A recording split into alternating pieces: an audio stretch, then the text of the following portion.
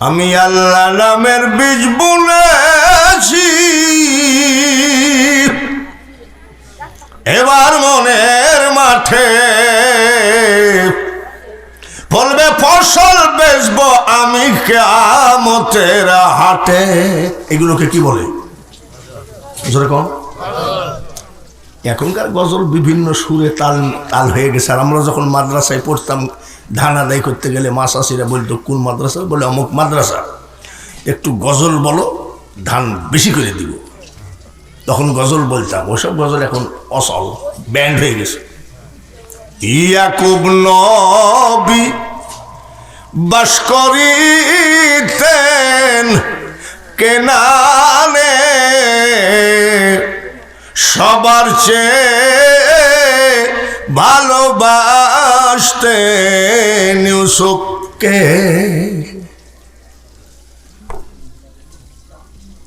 এই সবগুলোকে কি বলে?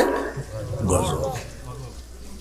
শোনেন সবে নবীজির হাকিকত, কেসা ছিল বিল্লালেরি মোহাব্বত। আল্লাহ এবং রসুলের কথা যেখানে আছে সেটাকে কি বলি আমরা? গজল। আমি বলছি যে তোমার যে সালামের ডিজাইনটা গজল জানো বলে আমার সন্দেহ আছে। তো ওই মেম্বার আবার বলছে না না সন্দেহ না, তুমি একবারে মনে করো না যে তুমি বক্তা। আমি বলো বাবুরে কেবল বিসমিল্লাহ বলি চাটা মুখে দিছে, আর ওই সাওয়াল হাতা গুছাইয়ে ধরিছে গজল। চাইলাম যারে তাকে আসি কোন ডাবা ধরিত, ভবে পাইলাম না তারে, সে এখন বাস করে অন্যের ঘরে। এই হারামজাদারা, দেশটা ধ্বংস করে দিলা তোমরা। আর আমরা মোল্লারা আসি বইলে তোর ইসলাম এখনো ইসলাম আছে, থাকবে ইনশাল্লাহ। আর আমাদেরকে দেখলি কাইকে মোল্লার দর মসজিদ পর্যন্ত দেখবেন। একটা ইমাম রাখলে 50 জন মুসল্লির ভিতরে 25 জন বলবে যে না ভালো ইমাম, আবার 25 জন বলবে না ও চলে না, এরকম বলবে। প্রত্যেকটা ইমামের পিছনে 2-4টা শত্রু লাগিয়ে আসে, ঠিক কিনা? তাই না? কিন্তু ইমামের মা যদি অসুস্থ হয়, শুক্রবারে ঢাকাতে হাসপাতালে যায়, ওই লোকদের ভিতরে একটা জুম্মার খুতবা পড়া মানুষ তৈরি হয় না। কিন্তু ইমামকে খোঁচাইয়ে দেওয়া লোক খুব পাওয়া যায়, আছে না? তাহলে আপনারা যে মাদ্রাসাটা করেছেন, ছেলে পেলে তো আজে বাজে গান তো শিখবে না। কি শিখবে? গজল। কি শিখবে? কোরআন। জোরে বলেন ঠিক কিনা? মাদ্রাসাটা হোক, আপনারা চান কি চান না? কারা কারা চান না হাত তোলেন। সবাই চাই দেখি মাদ্রাসাটা হোক। কারা কারা চান মাওলাকে হাত দেখান। নারায়ণ তাকবীর। আল কোরআনের আলো রাখো ঘরে ঘরে, তো জালবা কোরআনের আলো। ওনার জমিন আর আমার জমিন পাশাপাশি, মাঝখানে লম্বা ডাকি কুদাইল দিয়ে একেবারে 2 হাত ঠেলে নিয়ে মসজিদে যাই, কই কাতার সোজা করো। মানে ওইদিকে ব্যাখ্যা করা হয়ে গেছে, এখানে কি করো? সোজা করো। ভাইয়ের আমার বন্ধুরা, এবার আসলাম। মনে করেছিলাম যে 10টার ভিতরে দিবে, সকালও সারবো। আইসি দেখলাম যে তৃতীয় বক্তাই 10টা পর্যন্ত খাইল। তা আমি এবার কম্বল গায়ে দিয়ে জামাইয়ের বাড়িতে শুইলাম।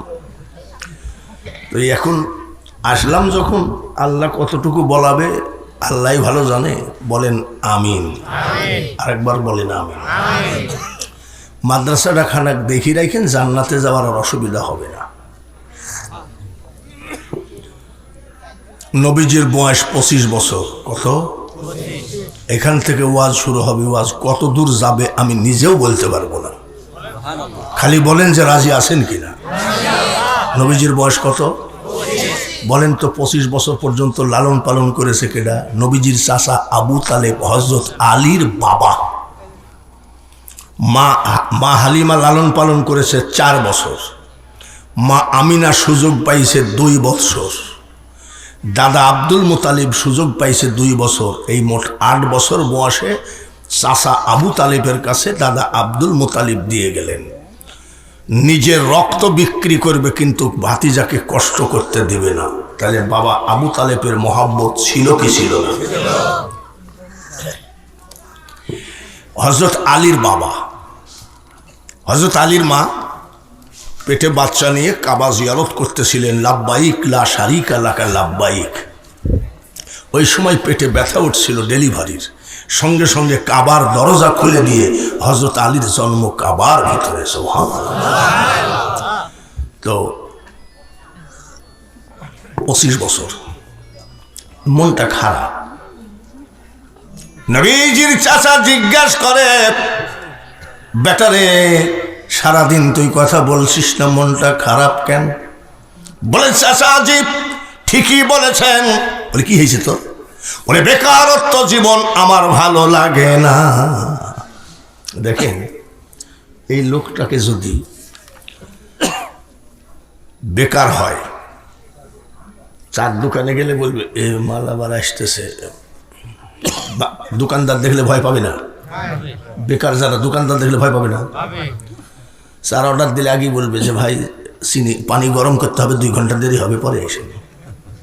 ঠিক কিনা? বন্ধু বান্ধব মিশতে চাবে না যে কখন টাকা ধার চাই বলবে। বেকারত্ব জীবন যাপন খুব কষ্ট। আমি 9 বার কাবা জিয়ারত করেছি, 31 বার আমি আজমির শরীফ জিয়ারত করেছি। আমি দোয়া করি আজকে যত বেকার সন্তান আছে সব যেন আল্লাহ বেকারত্ব দূর করে রুজি রোজগারের ব্যবস্থা করেন। আর কিছু লাগে না, বলেন আমিন। আর একবার বলেন আমিন। বেকারত্ব জীবন ভালো লাগে। নবীজির চাচা বলে, বেটা আমি যতদিন জীবিত আছি তোর খাওয়া দাওয়া কাপড় চোপড়ের তো অভাব নাই। বলে চাচা যান, যতই সুখী থাকি না কেন বেকার জীবন কিন্তু একটা অশান্তিকর জীবন। ঠিক কিনা? যারা যারা বেকার আছেন এখানে আছে না?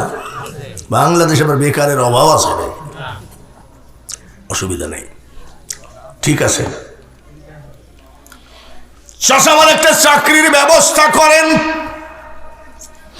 ওই সময় স্কয়ার কোম্পানি তো নাই, বিআরবি কেবল নাই, মিল কারখানা বলতে নাই। তামাম আরব জাহানের ভিতরে আরবের মতো জায়গাকে সকালে কিনার মতো বিকালে বিক্রি করার মতো টাকা ছিল হযরতে মা খাদিজাতুল কুবরা। মা খাদিজাতুল কুবরা বিজনেস করতেন, ব্যবসা করতেন, খুব ব্রেনি মানুষ। দাদা আব্দুল মুতালিব চাচা আবু তালিব নিয়ে গেলেন, খাদিজার দরবারে একটা ছেলেটার চাকরি দেওয়া যায় কিনা। যাওয়ার সাথে সাথে খাদিজা বসা ছিলেন, লাফ দিয়ে উঠে দাঁড়িয়েছেন। জোরে কোন সুবহানাল্লাহ। আচ্ছা বলেন তো, ধনী মানুষকে কি গরিব মানুষকে দেখলে লাফ দিয়ে উঠে? কোন আইনে আছে? আরো সাইফি বসে কি রে করিমের বাপ, ঠিক কিনা? আর মা খাদিজাতুল কুবরা লাফ দিয়ে উঠে পড়েছে। সুবহানাল্লাহ। নবীর চাচা আবু তালিব বলতেছে, আপনি এত বড় ধনী মানুষ কিন্তু আমাদের গরিব ফ্যামিলির ছেলে আমরা আমাদের দেখে লাফ দিয়ে উঠলেন কেন? মা খাদিজাতুল কুবরা বলেছিলেন, আবু তালেব যদিও আমার মতো ধন দৌলত আপনাদের নাই, কিন্তু বংশ মর্যাদা পৃথিবীতে এত উচ্চ বংশ আর হবে না, সেটা হলো কুরাইশ বংশ।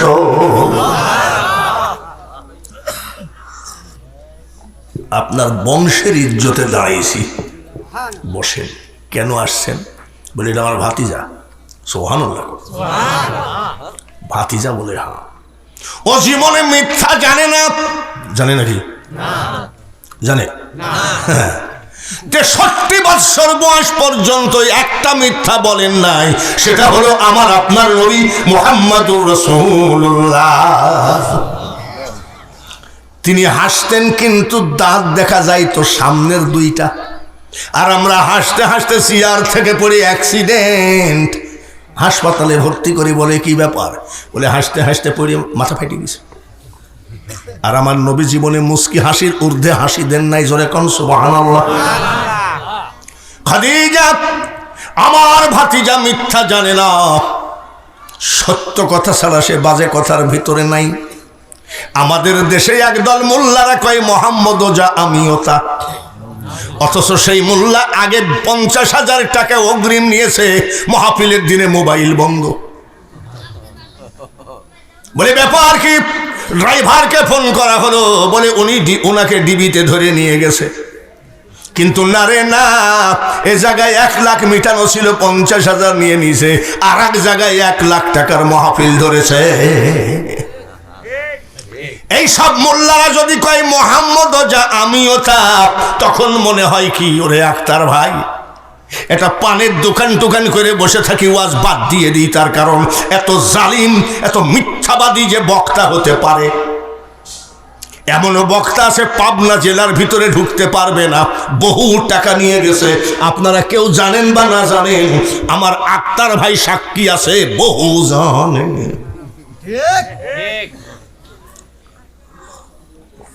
আবার বক্তা কি কয়, এক বক্তা দেখছি আরেক বক্তাকে কয় ওর মুখে পেশাব করে দেও। আচ্ছা, এ কি উচিত কথা? এ বক্তা না, মুসলমান তো বটে, জোরে বলেন ঠিক কিনা? এ মূর্খের বাচ্চা মূর্খ, ইন্নামাল মুমিনুনা ইখওয়া, আল্লাহ তাআলা আইন করে দিল, মোল্লা বংশ, বুশার বংশ, সর্দার বংশ, যেই হোক না কেন, মুসলমান পরস্পর জোরে বল। তাহলে তুই যে বললি ওই বক্তার মুখে পেশাব করে দাও, তাহলে মনে করতে হবে এই মানুষটা মুসলমান না। টুপি আছে, দাড়ি আছে, জুব্বা আছে, কিন্তু লুঙ্গি তুললে মনে হয় মেশিনটা কাটা নাই। তাহলে এত বাজে কথা মুসলমান হয়ে মুসলমানকে বলতে পারে না, ঠিক কিনা? এইটুক বলা যায় যে ওনার আকীদা ঠিক না। বলে কি? আবার আর এক বক্তাকে ওরে সিটার, এই যে মিডিয়া না, এগুলো আবার বেসে, ওগুলো বেশি বেশি ওরা লাখপতি হয়ে গেল, আর আমরা কপালে সাজ উঠছে না। আর এক বক্তা ওরে বাটপার, এইগুলো কি বক্তার ভাষা? ভালো করে মনে রাখো, গলা ভালো হলে আন্তর্জাতিক বক্তা হওয়া যায় রে, কোটি কোটি টাকা কামানো যায়, কিন্তু একজন আল্লাহওয়ালা মানুষ হওয়া এত সহজ কথা নয়। বুঝাচ্ছে?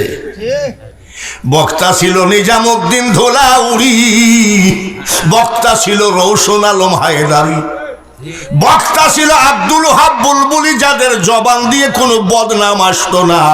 আর এখন বক্তা মানেই বদনামের প্রিন্সিপাল। বলেন কি বলছেন? বলে আমার ভাতিজাটাকে একটা চাকরি কি আপনার কোম্পানিতে দেওয়া যায়? মা খদিজাতুল কুবরা বলছে সর্বনাশ, নাস্তা টাস্তা করে চলে যান, আপনার ভাতিজার নামটা দিয়ে যান, এখন আপাতত কোনো সিট খালি নাই। বলছে আচ্ছা ঠিক আছে। খদিজাতুল কুবরা বলে আবু তালিব, একটা চাকরি আছে গো, সেটা আপনার বংশের জন্য শোভা পায় না। কি বলি? একটা চাকরি আছে, মানে ছাগল চড়ানোর রাখাল রাজ কয়েকদিন ধরে আসে না, ছাগলগুলো নিয়ে কষ্টে আসি। নবীর চাচা বলছে খবরদার, এ কাজ করা যাবে না, তার কারণ আমরা হলাম কুরাইশ বংশ, কুরাইশ বংশের জন্য ছাগল চড়ানোর চাকরি শোভা পায় না, শোভা পায় না। আমার আপনার নবী কয় চাচা একটা কথা বলবো, বলে কি? ছাগল চড়ানোর চাকরিটা আমি খুব পছন্দ করি। আমার নবীর চাচা কয় তুমি কি আগে ছাগল চড়াইছো নাকি? বলে না, ময়দান মাঠে ছাগলগুলো চড়বে আমি একা একা, আমার মাওলাকে নিয়ে ভাবতে বড় ভালোবাসি। সুবহানাল্লাহ। না, এটা সম্ভব না, আমার বংশের ছেলে ছাগল চড়াতে দিব, এটা সম্ভব না। আমার আপনার নবী বলে চাচা একটা কথা বলি, খদিজা আপনিও শুনে রাখেন, জীবনে কোনোদিন কোনো কাজকে ছোট জানলে সে উঠতে পারবে না। ওই জানি জীবনে কোনো কাজকে ছোট জানা যাবে না। বিজনেসম্যান, বড় ব্যবসায়ী, ব্রেনি মানুষ, আমার নবীর এই কথাটা উনি ধরে নিয়েছে, এটা আসলে একটা ভালো ছেলে, যে কোনো কাজকে ছোট করে দেখা ঠিক না। ও ঠিক আছে। আজ থেকে তুমি ছাগলগুলো চড়াও, দেখা যাক। সুবহানাল্লাহ। ওরে পাগলের দল, মিডিয়াতে দিলাম বাঙালি হুজুরকে। এই মিডিয়ার লোক এমন কেরামতি জানে, এই কেরামতি দিয়ে বিশ্ববিখ্যাত করে দিল। এটা মিডিয়ার বিখ্যাত, কিন্তু চারিত্রিক গুণে বিখ্যাত হওয়া আর মিডিয়ার মাধ্যমে বিখ্যাত হওয়া এক বিখ্যাত নয়। পরীক্ষা দিয়ে পাশ করে আর অটো পাস। এবার অটো পাস দিয়েছিল নাকি? অটো পাস দেয়নি। এবার কিছু অটো পাস দিয়েছে, তো আমার নাতিপতি সব বনভোজন করতেছে, পিকনিক। আস্তে আস্তে দেখলাম আক্তার ভাইয়ের বাড়ির সামনে বড় বড় বক্স বাজতেছে, আর এইরকম যুবক সব লাফাচ্ছে। তো আমি বললাম যে জাঙ্গি আছে তো নাকি, একবারে খুলি পড়ে গেলে তো সমস্যা। আমি আবার জিজ্ঞাসা করছি এটি হিন্দু নাকি? বলে না। ভাইয়ারা আমার, বাবাজিরা, আমার কথা এই জায়গায় নয়, আমার কথা ঘুরে যাবে কোরআনের কাছে। এই জন্য আমি এই কথাটা তুলেছি। ছাগল চড়াইতে উনি রাখাল হয়ে গেলেন। সুবহানাল্লাহ। ইব্রাহিম আলাইহিস সালাম ছাগল চড়াইছে, মারহাবা কোন। এ বাবাজিরা, হযরতে নবী মুহাম্মদুর রাসূলুল্লাহ সাল্লাল্লাহু আলাইহি সাল্লাম রাখাল হয়ে গেলেন। 10 দিন যাতে না যাতে যেসব ছাগলের পালানের দুধ ছিল না, দুধ আসলো। যেসব ছাগলের হাড় ছাড়া মাংস ছিল না, মাংস আসলো। মা খাদিজাতুল কুবরা হঠাৎ করে বলে, সর্বনাশ, ব্যাপার কি? এত তাড়াতাড়ি আমার ছাগলের পরিবর্তন আসে কি করে? আসলে এই কুরাইশ বংশের ছেলেরা ভালো, আর আগের রাখালরা পাকা সিটা। কি সিটা? জোরে বল। বলছে দেখি ব্যাপার কি, কিভাবে খাওয়াই যে 10 দিন না যাইতেই ছাগল সব সতেজ হয়ে গেল। দালানের ছাদে উঠে দেখেন মা খাদিজা ছাগলগুলো ময়দান মাঠে একা একা চড়ে বেড়ায়, আর আপনার আমার নবী মুহাম্মদুর রাসূলুল্লাহ সাল্লাল্লাহু আলাইহি সাল্লাম পাহাড়ের সাথে পিঠটা লাগিয়ে চোখটা বন্ধ করে আছে। মা খাদিজা দেখতেছে 2টা সাপ, বড় বড় সাপ, ফনা দিয়ে আমার নবীকে বাতাস দেয়। নবীকে ফনা দিয়ে কি দেয়? আর আমাদেরকে কি দেয়? কামড় দেওয়ার সাথে সাথে হাসপাতালে যাইতে অর্ধেক রাস্তায় নাই। বাঙালি হুজুরকে সাপে কামড়াইছে, কুষ্টিয়া হাসপাতালে যাইতে যাইতে 12 মাইল যাই মারা গেছে। আর ওনাকে সাপে কি দেয়?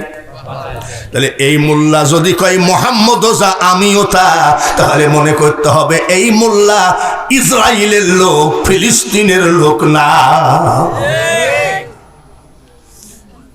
মা খাদিজাতুল কুবরা বলে, এই তোমরা কে আসো? লাঠি নাও, আমার রাখালটাকে কামড়ি খেয়ে ফেললো, যাও তো। 10-12 জন লোক লাঠি নিয়ে যায়, দেখে সাপ নাই। ওগো রাখাল ভাই, তোমাকে সাপে কামড়াইছে নাকি? আমার আপনার নবী কয়, তোমরা কি পাগল হয়ে গেছো নাকি? এখানে কোনো জঙ্গল নাই, গাছগুছালি নাই, সাপ আসবে কেমনে? সবাই ঘুরিয়ে আসলো। খাদিজা, সাপ তো নাই। খাদিজা সাপ দেখছে কয়টা? জোরে কোন? জীবের কি? আমি আগে ওয়াজে গান টান 2-1টা গাতাম, তো এলাকার লোক বলতো যে বাউল হুজুর। তা আমি ছাড়িয়ে দিয়েছি, এখন সব বক্তা গান ছাড়া হয় না। তাহেরি গান, রব্বানি গান, নাকি? গান কি বাঙালি হুজুর কম জানে নাকি? কিন্তু গান গাইতে আসবো কেন? উদাহরণে 2-1টা আসতে পারে। যেমন নতুন বৎসরে আমি বেশি খুশি হয়েছি, একটা জিনিস পাইছি, বলবো নাকি? নতুন বৎসরে অনেকে পাইলে খুশি হয় না যে ভাই এই বৎসর আমার এই হয়েছে। এই নতুন বৎসরে আমি বিশাল খুশি, মহা খুশি, মমতাজ ফেল করাতে। হাসে কেন? কি জন্যে মমতাজ গান গায়? দয়াল আমার এই পথ দিয়া আসবে রে, আমি সদাই থাকি পন্থ পানে চায়া। দয়াল নামাজ ছাড়া আসবে না। as-সালাতু মি'রাজুল মুমিনিন, যার নামাজ আছে নামাজের সাথে দয়ালের মেয়ারাজ হবে। হাদিসে আছে কি নাই? মাথায় কাপড় নাই, জিন্দেগিতে ওযু নাই, কালাম নাই, বেপরদা ভাবে একতারা দিয়ে তুমি স্টেজে গান গাবা, দয়াল আমার এই পথ দিয়া আসবে রে, আমি সদাই থাকি পন্থ পানে চাই। আমি এখন তা চাইয়ে থাকুক। গাও কিছু কিছু বক্তারা মনে করে আমি বাঙালি হুজুর গান জানি না। গান বলবো কেন? উদাহরণ আইসে গেছে তাই, ঠিক কিনা? ভাইয়ারা আমার,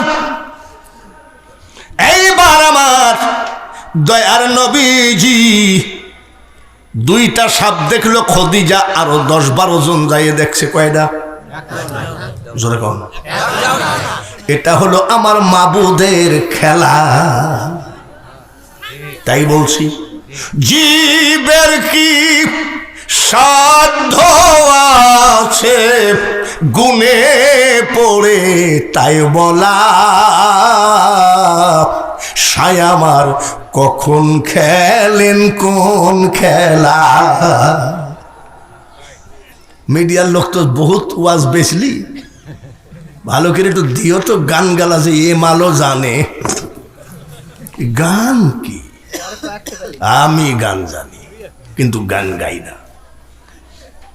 এ দুনিয়া দেখতে সুন্দর রে মানুষ, শুধু মায়ার ঘর। আইসো একা যাইবা একা, কিসের অহংকার রে বলো, কিসের অহংকার। আমি যখন টান মারি লালন শাহ বাড়ির কাছে, লালন শাহ শিল্পীরাও কয়, বস আমি তোর বস না, তোর বাপের বস, আমার কাছে এসে টাই নিয়ে দেখ। ভাইরা আমার, মা খাদিজাতুল কুবরা ভাবতে লাগছেন। এই তো ভাবার জন্যই তো আল্লাহ দেখাইছে নাকি? ভাবতেছেন ব্যাপারটা কি। দুইটা বড় বড় সাপ দেখলাম, আমাদের রাখালকে সবল মারছে, বাতাস দিচ্ছে। উনি মনে করে কি ঘটনা, কি ব্যাপার। আবার দুপুর বেলায় উঠেছে দালানের ছাদে, ঘটনা কি? আমি দেখলাম সাপ। দেখে আমার রাখাল রে, আমার দয়ার নবীজি মরুভূমির মাটিতে টুকটাক করে হাটে, ছাগলগুলো খেয়ে বেড়ায়। আল্লাহ তাআলা এক টুকরা মেঘকে অর্ডার দিয়ে দিয়েছে, মেঘ রে খবরদার খবরদার, সারা আরব দেশ যদি রোদে জ্বলে পুড়ে ছাই হয়ে যায়, আমার হাবিবের গায়ে যেন একটু রোদের ছায়া পর্যন্ত না লাগে। উনি চিন্তা করছে যেখানে যায় মেঘের টুকরাটা ওখানেই যায়। ঘটনা কি? সকালবেলায় দেখলাম সাপ, আবার এখন দেখতেছি মেঘে কি করে, জোরে কম। আর আমরা বজ্রপাতে মরি। আমরা কি বজ্রপাতে মরি, আর ওনাকে কিসে ছায়া দেয়? মা খাদিজাতুল কুবরা আবার বিকাল বেলায় উঠেছে মরুভূমির মাটিতে। ইন্দারা, ইন্দারা মনে হয় চিনবেন না, কুয়া আগে ছিল। 70-72 হাত দড়ি ছাড়া মরুভূমির কুয়ার পানি উঠে না। এখানে যারা মুরব্বী আছেন, কুয়ার পানি তুলতে গেলে আমাদের দেশে 15-16 হাত দড়ি লাগতো, আর বন্যার সময় দড়ি না হলেও কুয়া ভর্তি হয়ে যাইত। দড়ি ছাড়া পানি তুলতেছে, সুবহানাল্লাহ। মা খাদিজাতুল কুবরা বলে কি, দড়ি ছাড়া পানি উঠাই কেমনে? আমার আপনার নবী পৃথিবীর শ্রেষ্ঠ নবী, নবীদের শ্রেষ্ঠ নবী, সৃষ্টি জগতের শ্রেষ্ঠ নবী। আমার নবীর সম্মানে গহীন ইন্দারার পানি উঠে নবীর বালতি ভরে যায়। ছাগলগুলো সব লাইন দিয়েছে, সুবহানাল্লাহ। একটা পানি খায়, একটা যাই দাঁড়ায়। আমি আর আক্তার, আমি অবসর, আক্তারও অবসর। ভাই তুই 50টা ছাগল কিন, আমি 50টা ছাগল কিনি, চল মাঠে ছাগল চড়াই বেড়াই। তা আমরা দুইজন ছাগলকে যদি পানি খাওয়াই,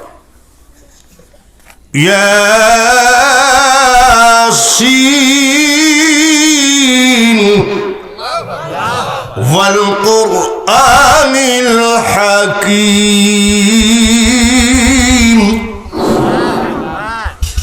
সূরা ইয়াসিন পড়ে পানি ফুঁক দিয়ে নিলাম।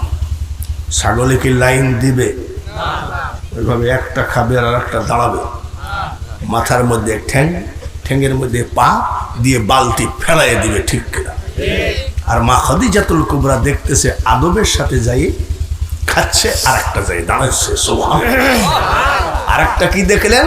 দড়িবিহীন। সুবহানাল্লাহ। মা খাদিজাতুল কুবরা ঘরের ভিতরে গেলেন। আমাদের দেশের মেয়েদের যেমন স্টার জালসা সম্পর্কে অবগত আছে, কোন দিন কোন সিরিয়াল আছে, ঠিক কিনা? আর মা খাদিজাতুল কুবরা তৌরাত, জবুর, ইনজিল কিতাবের পারদর্শী ছিলেন। সব কিতাবের মধ্যে আছে আখিরি পয়গম্বরের নাম হবে মুহাম্মদ, আসমানি নাম ছিল আহমদ। এই সেই আখিরি পয়গম্বর নাকি? ব্যাপারটা কি? সারাদিন ছাগলগুলো নিয়ে বাড়ি আসলেন, জানলার পার্শ্বে দাঁড়িয়ে তৌরাত, জবুর, ইনজিল কিতাব বের করে করে দেখেন কেমন চুল হবে, কেমন ভুরু হবে, কেমন নাক হবে, কেমন ফিগার হবে, সব মিলে গেছে। মা খাদিজাতুল কুবরা কয়, এই লোককে দিয়ে ছাগল চড়াইলে তো আমি পাপী হয়ে যাব। সুবহানাল্লাহ। খেলা খেলতেছে খেলা, বাংলাদেশের খেলা কে খেলবে? আমাদের বাংলাদেশে কিছু কিছু লোক কয় 2023 সালে দুর্ভিক্ষ হবে। এটা কয় সাল দুর্ভিক্ষ হয়েছে নাকি? আপনি কি জানেন যে সিলেটে একটা তেলের খনি উঠছে? শুনছেন না? ডেলি 850-900 ব্যারেল তেল আসতেছে। এটা ওলি আল্লাহর দেশ, এটা শ্রীলঙ্কা নয়, এটা ভারত নয়, এটা মালদ্বীপ নয়, এটা মালয়েশিয়া নয়, এটা বাংলার মাটি। এমন কোন অঞ্চল নাই যে জায়গায় আল্লাহর ওলি ঘুমায় নাই।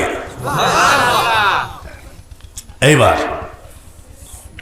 মা খাদিজাতুল কুবরা চিন্তা করলো, একে দিয়ে ছাগল চড়াইলে কি হবে? আমার ব্যবসা বাণিজ্য সব শেষ, আমিও দুজকে যাব। সকালবেলায় ম্যানেজার, ক্যাশিয়ার, সুপারভাইজার, ফিল্ডম্যান সবাইকে ডাকছে, সব চলে আসছে। ব্যবসার মানে ওনার যত সব লোকজন, কর্মচারী সব ডাকছে। উনি মনে করে কি এত বেলা, এত ভোরবেলায় ডাকছে, মনে হয় আমাদের বেতন বাড়াবে। আইসি বলছে যে আপনি আমাদেরকে ডেকেছেন। খাদিজাতুল কুবরা বলছে সব দাঁড়াও, কথা আছে। আজ থেকে আমাদের নতুন ম্যানেজার ছাগল চড়ানোর রাখালকে বানিয়ে দিলাম। কি বললেন? বলে নতুন রাখাল বানালাম ছাগল চড়ানোর, ম্যানেজার, রাখালকে ম্যানেজার বানিয়ে দিলাম। ম্যানেজার বলছে উনি যদি ছাগল চড়ানোর থেকে ম্যানেজারি পোস্ট পায় তাহলে আমাকে কোন জায়গায় দেবেন? বলে তোর কোনো পোস্টই নাই। ক্যাশিয়ার বলছে আমি ওকে মানি না ম্যানেজার, আমি ছাগল চড়ানো রাখালকে সার করতে পারবো না। বলে কে কে মানবা না? সব হাত তুলেছে। বলে গেট আউট, তোদের চাকরি নাই, যা। তার কারণ উনি দেখতেছে আসল মানি তো আমি পাই গেছি, আমার ব্যবসা দিয়ে কি হবে, ঠিক কিনা? তারপরে সব চলে গেছে। নবীজি বলতেছেন শোনেন, আমার জন্য আপনি ব্যবসাটা ধ্বংস করেন না। বলে শোনো, আব্দুল্লাহর ছেলে মুহাম্মদ সাল্লাল্লাহু আলাইহি ওয়াসাল্লাম, ভালো করে শোনো, আমার ব্যবসা আমি কেমনে টিকবে না টিকবে আমি বুঝবো। তোমাকে ম্যানেজার বানিয়ে দিলাম। ঘরের মধ্যে ডাকলেন আমার নবীকে। এই যে এখন তো টাকা আমরা পকেটে রাখি, মানি ব্যাগে রাখি। আচ্ছা বলেন তো, আগেকার ব্যাপারীরা কি তোড়া রাখছে না? তবিল বলতো, তবিল। এক তবিল টাকা, এক তোড়া টাকা নিজে হাতে নতুন ম্যানেজারের মাজায় বেঁধে দিয়ে বলছে সামদেশে আপনি 90 দিনের জন্য চলে যান, এই দিকে কিভাবে সামলাইতে হবে আমি বুঝবো। নবীকে ব্যবসা করতে মুকামে পাঠিয়ে দিয়েছে সামদেশে। 4-5 দিন 6 দিন পরে ম্যানেজারের বউ কয় চাকরিতে যাও না কেন? আরে ছাগল চড়ানো রাখালকে আমি মানবো নাকি? বলে ওর ব্যবসা, ও ছাগল চড়ানো রাখালকে ম্যানেজার করুক, মেথরকে করুক, তে তোমার কি? কালকে যদি চাকরিতে না যাও তোমাকে তালাক দিয়ে বাপের বাড়ি চলে যাবো। ক্যাশিয়ারের বউকাই ফুক ফাক করে খুব তো ঘুরতেছো, চাকরিতে যাও না কেন? বলে মোহাম্মদকে মানবো না। বলে তুইও তোকে স্বামী বলে মানবো না। নবীকে যদি অপমান করো আলেম শান্তি পাবা না, পীরের খানকায় শান্তি থাকবে না, মসজিদে মারামারি হবে, মাহফিলে রহমত বরকত থাকবে না, যতই চেষ্টা করো এক ফোঁটা চোখের পানি আসবে না। আমার নবীকে নিয়ে আজ 20 বছর হলো বেশি দলাদলি চলতেছে। 20 বছর আগে আমার নবীকে নিয়ে এত বাজে কথা কেউ বলে নাই, যার জন্যে মানুষের ঘরে 3 মুন ধান হলেও সুখ ছিল, এখন 80 মুন ধানেও সুখ নাই। তার কারণ সুখের মহাজন হলো নবী মুহাম্মাদুর। তাকে যত বেইজ্জতি করবা তুমি তত বেইজ্জতি হবা। সব চলে আসছে, এসে কয় আমাদের চাকরিতে বহাল করে দেন। বলে কেন? বলে বাড়িতে ঝামেলা হচ্ছে। তো বলছে হ্যাঁ আসো, আমি লিখে রাখছি, এখানে সই করো, সই করো। কি লিখছেন? নতুন ম্যানেজারের বিরুদ্ধে যদি বাজে কথা বলা হয়, বুঝতে পেরেছেন কি লিখেছে? নতুন ম্যানেজারের বিরুদ্ধে যদি মরুভূমির মাটিতে একা একা বদনাম করো, চারিদিকে গোয়েন্দা সেট করা আছে, যদি শুনতে পাই রে তোর চাকরি তো যাবেই, কত বছরের বেতন নিছি সব দিয়ে যাবি, লেখ। এখন কি করবে? পেট তো বাঁচে না। ঠিক আছে, সব মুখ মেরে দিয়েছে। সুবহানাল্লাহ। কত দিনের জন্য পাঠিয়েছে? 90 দিন। সকাল বেলায় দাসী নিয়ে ছাদের উপরে উঠে বলছে, দাসীরা রে, আজকে যদি আমাদের নতুন ম্যানেজার আসে তোদের পেট ভরে মিষ্টি খাওয়াবো। দাসীরা কয় আহারে বহুদিন পেট ভরে মিষ্টি খাই না, যদি আসতো করে কাজ হইতো। হঠাৎ করে মা খাদিজাতুল কুবরা বলে এই নে টাকা, যা মিষ্টি নিয়ে আই। তো সে আসুক আগে। বলে আসতেছে। বলে আসতেছে তো আপনিও যেখানে আমিও সেখানে, বুঝলেন কি করে?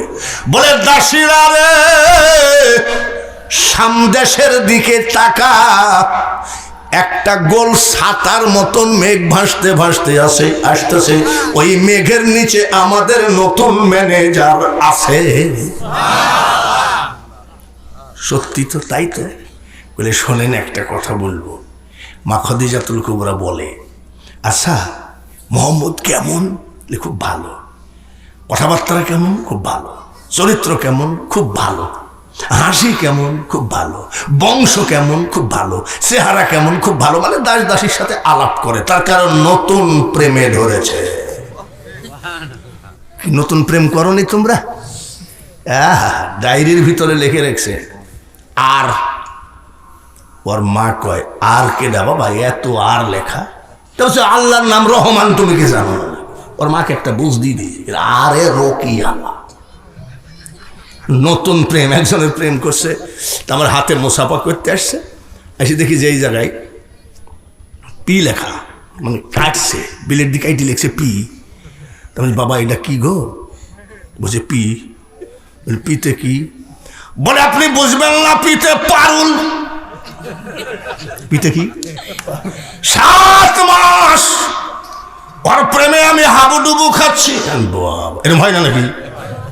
কয়েকদিন পর ওই ছেলেকে চার দোকানে, একটা আমাদের এখানে 3 নম্বর স্কুল মোড় আছে, আমি শুনলো তোমার পারুল কেমন আছে? বলে দেখেন না কি এরকম ক্রস দেওয়া কাটা। আমি পি কাটিছিস কেন? বলে 7 দিন পলাইছে। কি পলাইছে? বলে লালন সার মাজারে গিয়ে দেখি অন্য ছেলের সাথে পীড়িত করতেছে। এসব ভুয়া পীড়িত বাদ দাও, মানুষ বানাইছে আল্লাহ প্রেমের কারণে। প্রেমের ডুরি বান্ধ নবীজির সনে। নবীর সাথে প্রেম করলে আল্লাহ পাওয়া যায়, আল্লাহ খুশি হলে জান্নাতের দরজা খোলা হয়ে যায়। দাস দাসী কয়, আচ্ছা আপনি খালি মোহাম্মদের কথা বলেন কেন? তো বলছে, আমি বলতে পারবো না, আমি পাগল হয়ে গেছি। বলে, খবরদার, আপনি হলেন আরবের ধনী মানুষ আর ও রাখাল ছিল, বিয়ে করলে লোক টিটকারি মারবে। বলে, আমার যা সহ্য হচ্ছে না। প্রেমটা লাগাই দিয়েছে কে? জোরে কোন?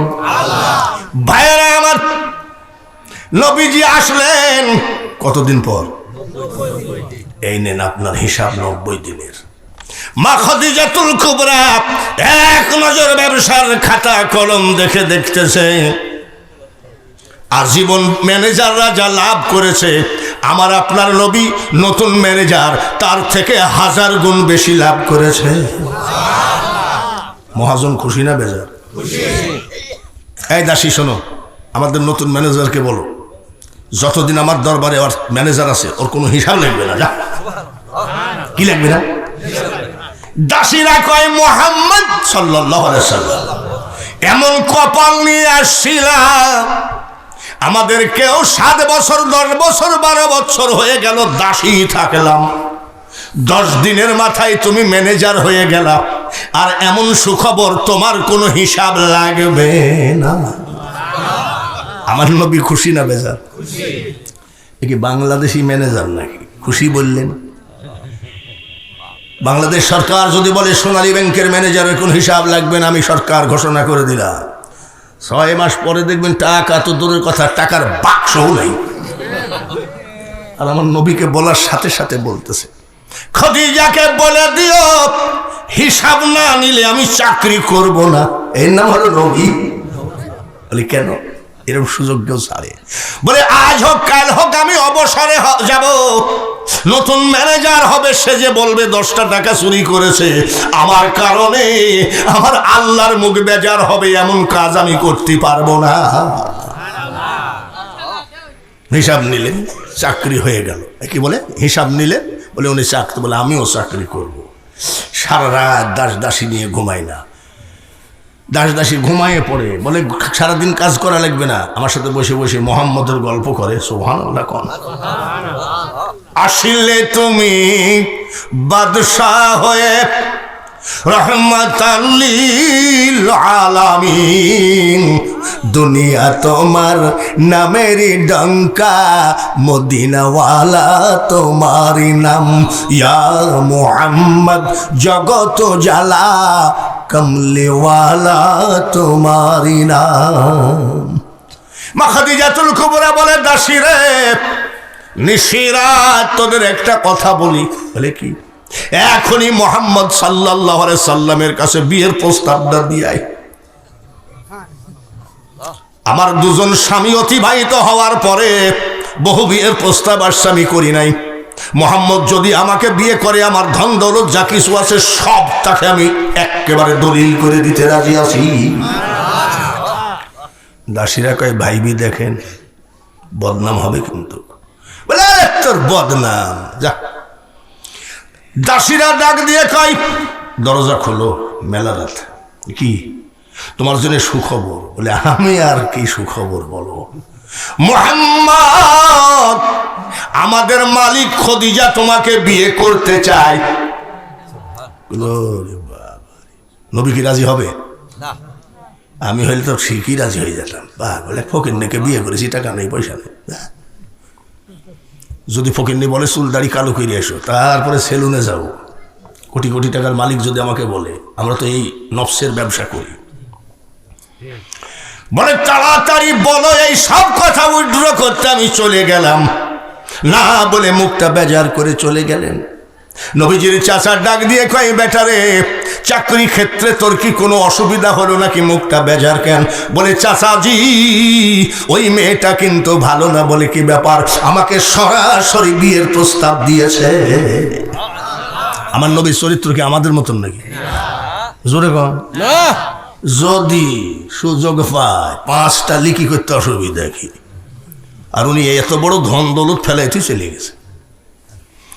নবীজির চাচা বলে কি বলছিস? বলে আমাকে বিয়ে করতে চায়। তাই হয় নাকি? তোর বয়স হলো 25 আর ওর বয়স 40, তাই হয় নাকি? বলে চাচা তাহলে বলে কাজ করা লাগবে না। আমি তো তোমাকে বলেছিলাম চাকরি করা লাগবে না, আমি যতদিন জীবিত আছি যা।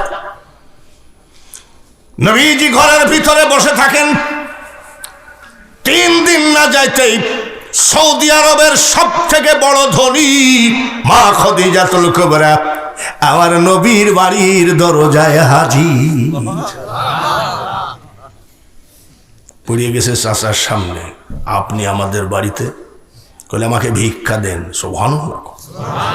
বলে ইয়ার কি মারতেছেন নাকি? গরিব মনে করে আমার কাছে ভিক্ষা চাচ্ছেন? আমি আপনাকে ভিক্ষা কি দিতে পারি বলে আছে। বলে কি আছে বলেন। বলে আবু তালেব আপনার হাতে ধরি পায়ে ধরি, আপনার ভাতিজাকে আমার সাথে একটু বিয়ে দিতে হবে। বলে পাগল নাকি আপনি? বলে কি লাগবে, আমি সব রাজি আছি।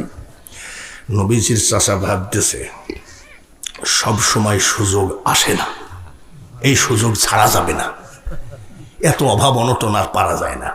আজ থেকে ঘরের ভিতরে যে বলছে আব্বা ভালো আছিস? বেশ আলহামদুলিল্লাহ। তোর মা নাই, তোর বাপ নাই, তোর দাদা আমার হাতে দিস, এখন তোর গার্জিয়ান কেডা? বলে আপনি। বলে আমি একটা প্রস্তাব দিব। বলে কি? আমাকে খবরদার অপমান করিসনি। বলে তোমাকে আমি অপমান করব না, আমি জবান দিলাম। বলে খদিজা আমাদের বাড়ির দরজায় হাজির, আব্বা তুই ওকে বিয়েটা কর। বলে চাচা কও কি?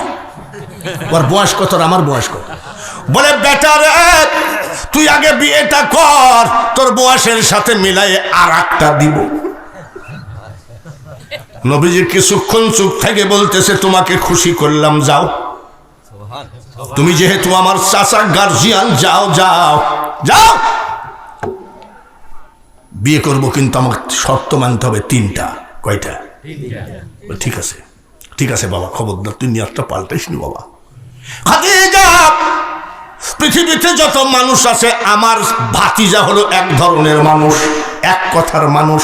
বিয়ে করতে আমি খুব কষ্ট করে রাজি করাইছি, 3টা দাবি মানতে হবে, পারবা নাকি? মা খাদিজাতুল কুবরা বলে আবু তালেব আল্লাহ তাআলা এত ধন দৌলত আমাকে দিয়েছে, 3টা কেন 390টা শর্ত মানলেও তাকে বিয়ে করতেই হবে। নবীজির চাচা বলতেছে নিজে ইচ্ছায় ধরা খাচ্ছে, তো আমার অসুবিধা কি? আমার ভাতিজা বলছে 3টা, উনি বলছে 90টা। যাই বলছে আব্বা ও রাজি আছে, তুই 2-1টা শর্ত বাড়া বাড়া। বলছেন আমার 3টা হলেই হবে। তো বলছে শোন, 3টার ভিতরে জমি জায়গাগুলো সব তোর নামে নিয়ে নিবি, টাকা পয়সা সব তোর নামে, বিল্ডিং ফিল্ডিং যা আছে। চাচা চৌকিদারি করলা, থানা চিনলা না, তুমি আমাকে লালন পালন করলে কিন্তু আমাকে বুঝতে পারো নাই। বলছে বাপ সুযোগ কিন্তু একবারই আসে, চল যায়, নিয়ে গেছে। এই যে আমার ভাতিজা কি বলছে, খাদিজা আপনি কি আমাকে বিয়ে করবেন? বলে হ, 3টা শর্ত মানতে হবে। বলে হ্যাঁ। নবীজির চাচা ধাক্কা মারে। 1 নম্বর শর্ত, খাদিজা টাকা পয়সা ধন দৌলত জমি জায়গা যা আছে সব গরিবদের মধ্যে বিলায় দিতে হবে। মা খাদিজাতুল কুবরা বলছে এখনই দিয়ে দিলাম। নবীর চাচা কয় বয়স দিয়ে? বলে চাচা আমি ঠিক আছি। তো নবীর চাচা আবার চিন্তা করছে, আচ্ছা দেখি কি বলে। 2 নম্বর শর্ত রে খাদিজা, ভূমিহীন গৃহহীন যাদের বাড়ি ঘর নাই, ফুটপাতে ঘুমাই, তোমার বড় বড় বিল্ডিং সব গরিবদেরকে দিতে হবে, তারা ঘুমাবে। খাদিজা বলছে আমি রাজি। নবীজির চাচাকে পাগলে কোন যাই দিবা। দেখি 3 নম্বরটা কি বলে দেখি। 3 নম্বর শর্ত খাদিজা, তালের পাতা দিয়ে চালি বানাবো, খেজুরের ডাল দিয়ে বেড়া বানাবো, এইরকম কুড়ো ঘরে থাকতে হবে। 7 দিন পর্যন্ত যদি আমি তোমাকে খাবার দিতেও না পারি, জিন্দেগিতে খুদায় এই শব্দ যেন আমার কানে না আসে। খাদিজা বলছে আমি সব মেনে নিলাম, আমাকে বিয়ে করো। নবীর চাচা বলছে বেটা রে আমি তোর বিয়ের মধ্যে নাই। মানে পাগলামি, বিয়ে হয়ে গেল। ডাইনে বামে বহু কাহিনী, অত কাহিনী বলতে গেলে হবে না। তার কারণ মাহফিল ইন্তেজামিয়া কমিটি আপনারা লেট করে তুলেছেন। ভালো করে শোনেন, যারা হাজী সাহেব আছে, ও এই তো হাজী পাশে বসে আছে, জাবলে নূর যেই পাহাড়ের ভিতরে কোরআন নাজিল হয়েছে, আমার নবীজি ওই জায়গায় একটা সুস্থ মানুষ ঠিক মতো বসতে পারবে না, এতটুকু জায়গা, জোরে বলেন ঠিক কিনা? ঠিক। আর ওই এমন একটা জায়গা, এখন না হয় হাজী সাহেবদের যেন অ্যাক্সিডেন্ট না হয়, সৌদি বাদশা সিঁড়ি বানিয়ে দিয়েছে, কিন্তু আমার নবী যখন ওই পাহাড়ের ভিতরে কোরআনের জন্য বসে থাকতেন তখন সিঁড়ি ছিল নাকি? না। পাহাড়টা ছোট পাহাড় না বড় পাহাড়? পর্দার আড়ালে মা বোনেরা কান্না খাড়া করে শোনো, ওই পাহাড় বেবে মা খদিজাতুল কুবরা আমার নবীর জন্য খাবার টেনেছে। কোরআনের জন্য পৃথিবীতে সব থেকে বেশি পরিশ্রম করেছেন তিনি হলেন মা খদিজাতুল কুবরা। আর আমাদের মহিলারা যদি জিজ্ঞাসা করো, ও শাশি কোরআন পড়ো, কোরআন পড়বো কি বাবা, সময় পাইনি। কেন? বলে এক গাদি ছেলে পেলে, গরু টরু, হাঁস মুরগি, হ্যান ত্যান, কোরআন পড়ার সময় পাও না? বছরে একবার? বলে না, 5 বছর কোরআনের দিকে তাকাই।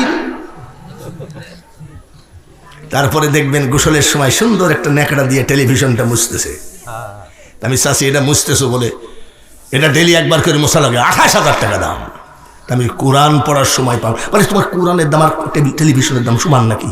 মোল্লার মসজিদ পর্যন্ত জানো না? আচ্ছা, এ কি মুসলমান আর আছে যে মহিলা বলে কোরআনের থেকে টেলিভিশনের দামটা বেশি? সে মহিলা কি আর মুসলমান থাকতে পারে? আমিও যদি বলি তাহলে আমি কি মুসলমান থাকবো? কানাল বাহরু মিদাদাল লিকালিমাতি রাব্বি লানাফিদাল বাহরু ক্বাবলা আন তানফাদা কালিমাতু রাব্বি ওয়ালাউ জিনা বিমিসলিহি মাদাদা। কথাটা তামাম পৃথিবীর সমুদ্র মহাসমুদ্রের পানি যদি কালি করিস তোরা, ওই কালি দিয়ে যদি আমার সামান্যতম কালামের দাম লেখা শুরু করো, কালি কলম শেষ হবে কিন্তু আমার কালামের দাম লেখে শেষ হবে না। বর্ধনগাছার মানুষ সেই কোরআনের ঘরখানা বসিয়েছেন। এখানে যদি বীর মুক্তিযোদ্ধাকে দেওয়া যায় মাইকটা, তাহলে কি বলবে জানেন? বলবে 30 লক্ষ শহীদের রক্ত দিয়ে বাংলাদেশ স্বাধীন করেছি, 2 লক্ষ মা বোনের ইজ্জত গেছে, বাংলাকে হেফাজত করতে হবে। মুক্তিযোদ্ধা বলবে কি বলবে না? তা এক মুক্তিযোদ্ধা যেটা বলছে কথাটা কি আমরা অস্বীকার করি নাকি? আমরা কি মানি কি মানি না? 30 লক্ষ শহীদের রক্ত দিয়ে বাংলাদেশ স্বাধীন করেছ, 2 লক্ষ মা বোনের ইজ্জত গেছে, আমরাও বিশ্বাস করি। কিন্তু যে কোরআন শরীফের মাদ্রাসাখানা করেছেন, এই কোরআন শরীফটা আমরা পেয়েছি নবীজির দাঁতের বিনিময়ে। জোরে বলে ঠিক? তাইফে নবীজির গার ব্লাড রক্তের বিনিময়ে, ঠিক কিনা? নবীজির কলিজার টুকরা নাতির কল্লার বিনিময়ে আমরা ইসলাম পেয়েছি। নবীজির কলিজার টুকরা চাচা আমির হামজার কলিজার বিনিময়ে কোরআন পেয়েছি। তাহলে বাংলাদেশকে যদি হেফাজত করতে হয় তাহলে কোরআনকে হেফাজত করার দায়িত্ব কার? যারা বলেন ঠিক কিনা? মা খাদিজাতুল কুবরা পাহাড়ে খাবার নিয়ে ওঠে, একটা বদনা দরকার ছিল, আবার নামছে। খাদিজারে একটা গিলাস দরকার ছিল, আবার নামছে। খাদিজারে একটা প্লেট দরকার ছিল, আবার নামছে। অত বড় একটা পাহাড়ে বয়স্ক মা জননী কতবার উঠতে গেলে ক্লান্তি আসে কি আসে না? জোর কথা আসে। এখন যে এদেরকে দিলে 5 তলা 10 তলা ওঠা কোনো ব্যাপার না। আমাকে ঢাকাতে অনেকে বলে, হুজুর আমার বাড়িতে একটু দাওয়াত খাবেন। আমি কয় তলায় থাকো? বলে 6 তলায়। বলে জীবনে কিয়ামত পর্যন্ত আমাকে আশা করো না। তার কারণ এখন কি 6 তলায় ওঠার বয়স আছে নাকি? বলে হুজুর লিফটে উঠবে, লিফট তো নাই, তখন কি করবা? চলিতে চরণ চলে না। এখন চরণ চলে? আরে রেল লাইনের মধ্যে দিয়ে ঝাড়িয়ে দৌড় মারিছে, কোনোদিন পায়ে একটু আঘাত লাগে না। এখন রেল লাইনের পাশ দিয়ে যাইতে লেগে 3 বার পড়ার মতো হয়ে গেছিল। চলিতে চরণ চলে না, দিনে দিনে অবশ্যই আগের বাহাদুরি এখন গেল কই। মাথার চুল পাকিতেছে, মুখের দাঁত পড়িতেছে, চোখের জাতি কমিতেছে, মনে ভাবি চশমা লই। মা খাদিজাতুল কুবরা তখন তো বৃদ্ধা মানুষ, 40 দিন পর্যন্ত একভাবে উঠেছে। 41 দিনের জন্য উনি অসুস্থ হয়ে গেছে, উঠতে পারে না। পাহাড় বেয়ে বেয়ে খাবার বগলের ভিতরে উঠে, পাহাড় বেয়ে বেয়ে একটু যদি স্লিপ করে পড়ে যায় এক টুকরা মাংস খুঁজে পাওয়া যাবে না। এইভাবে উঠে বসে, রেস্ট নাই, হাঁপায়, বয়স্ক লোক তো হাঁপায়। আবার আল্লাহ বলে জিবরাইল নারায়ে তাকবীর, কোরআনের পক্ষে আছেন তো? আল্লাহ তাআলা কয় জিবরাইল রে, আমার খদিজা কোরআনকে কত ভালোবাসে দেখ। ডেলি 2 বার 3 বার নামা ওঠা করতে করতে আজকে আর উঠতে পারছে না, সমস্ত শরীর ব্যথা। আবার চোখের পানি ফেলে, মাবুদ গো আমি অসুস্থ হলে তোমার হাবিবের যে কষ্ট হবে। আল্লাহ তাআলা কয় জিবরাইল, কোরআনের পিছনে যে পরিশ্রম দেয় আমি আল্লাহ তার বন্ধু হয়ে যাই। তাড়াতাড়ি যাও, আমার খদিজা যেভাবে কাঁদতেছে আমি আল্লাহ অর্ডার দিলাম, আমি আল্লাহ জীবনে কাউকে সালাম দিই নাই, আমার খদিজাকে আমি সালাম দিয়ে দিলাম। কোরআনের যত্ন তিনি করেছেন, তাই তো নবী আল্লাহ তাআলা তাকে কি দিয়েছেন? জিবরাইল এসে কয় আসসালাতু ওয়াসসালামু আলাইকা ইয়া রাসূলুল্লাহ। হুজুর একটু গুহার ভিতর থেকে বের হন। কি বল, দেখেন আপনার স্ত্রী কি করে, কাঁদতেছে, হাঁপায়। আল্লাহ আমাকে মারি ফেলো না, তোমার হাবিবের খুব কষ্ট হবে।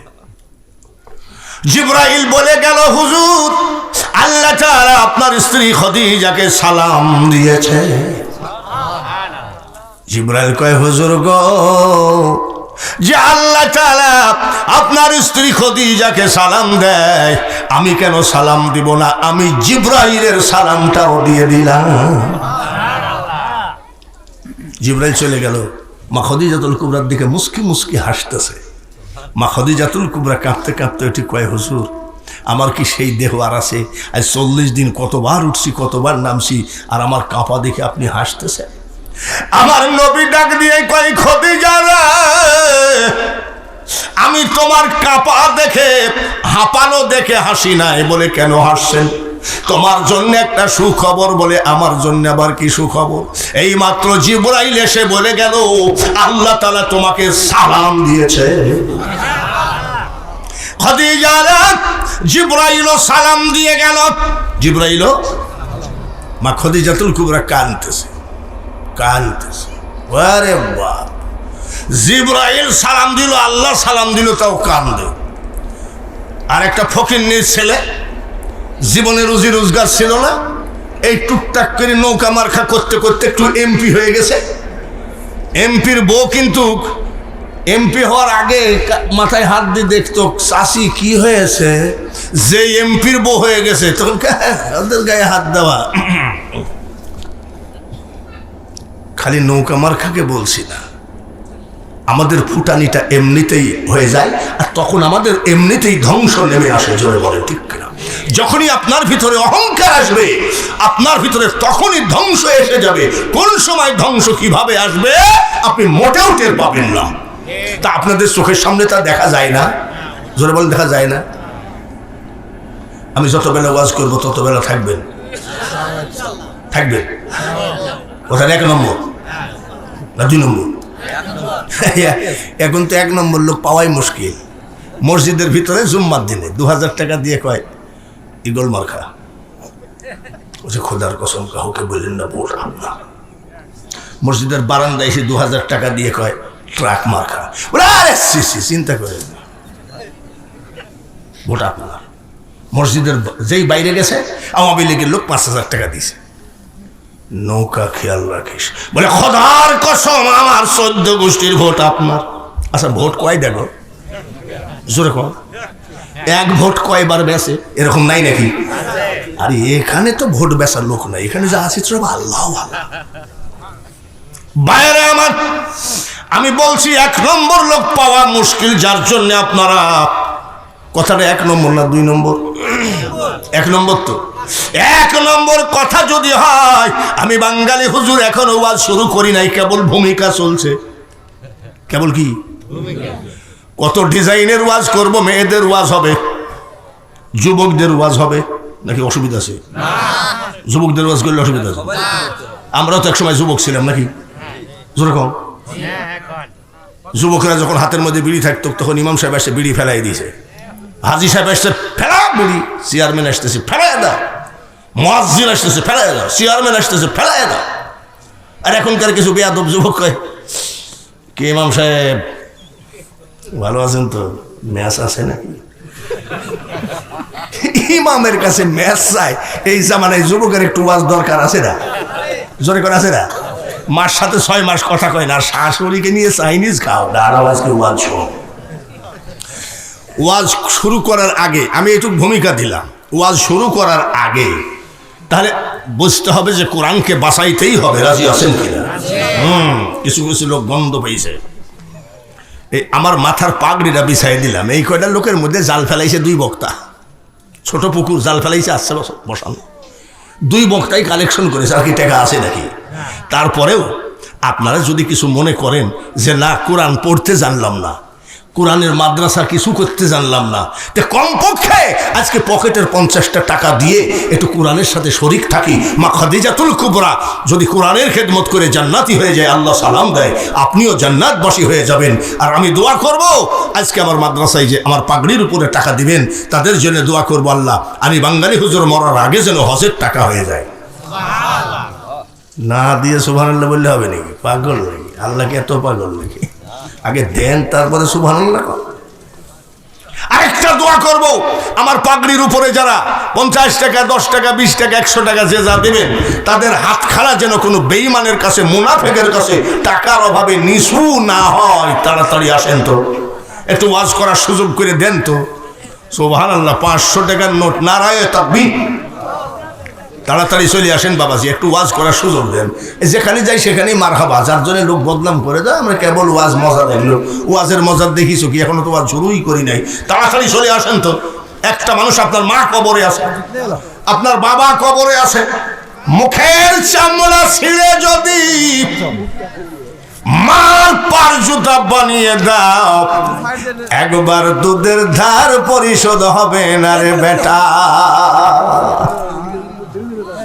ছোট্ট কালে মা বাপ যারো মরে রে, তাহার মতো দুঃখী নাই রে জগতে।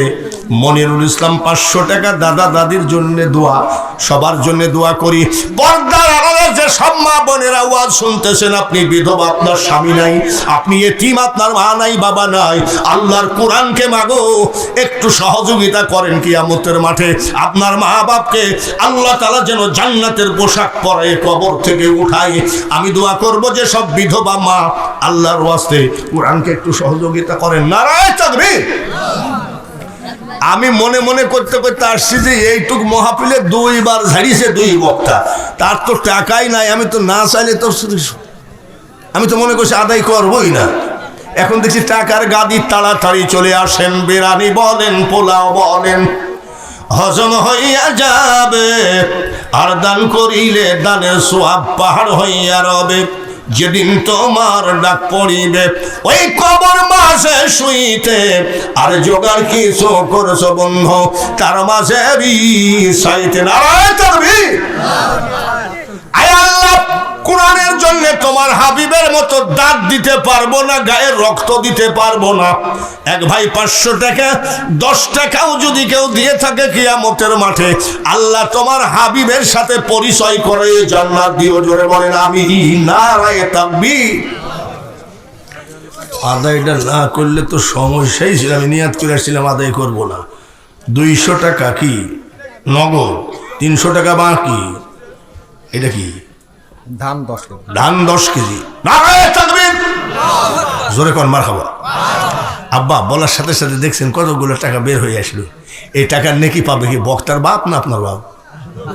বক্তার মা আপনার মা, আপনার মা পাবে। তাহলে এত এত চাওয়া চাওয়ি লাগে কেন? 5টা লোক হাত তুলবেন, 5টা লোক 1 মণ করে ধান দিবেন। মার নামে আদমন আর বাপের নামে আদমন। আমি দোয়া করে তারপরে ওয়াজ শুরু করব। সর্বপ্রথম কোন হাতটা উঠবে? মা থাকলেও খাইতো, বাবা থাকলেও খাইতো। ওই মা কবরে শুয়ে কান্দে, কে যাও রে পথিক রাস্তা দিয়ে হাঁটিয়া, সূরা ফাতিহা সূরা ইখলাস যাও না একবার পড়িয়া। যদি মা কবরে থেকে থাকে আর যদি মার প্রেমিক হয়ে থাকেন, মা দরদি হয়ে থাকেন, 1টা মণ ধান এমন কোনো বেশি নয়, আল্লাহ তাআলা আপনার ধানের জমিনে বরকত দিয়ে দিবে। আমি দোয়া করি বাবাজি। এখন বর্তমানে বয়স্ক বক্তা বলতে আমরা মাত্র 2 থেকে 3 জন বাংলাদেশে আসি। কে আসেন বলেন? আমি এই হাতখানা দিয়ে একটু মুসল্লিদেরকে নিয়ে দোয়া করব। হাজী সাহেব হজ করেছে, তাদের হাত নিয়ে দোয়া করব।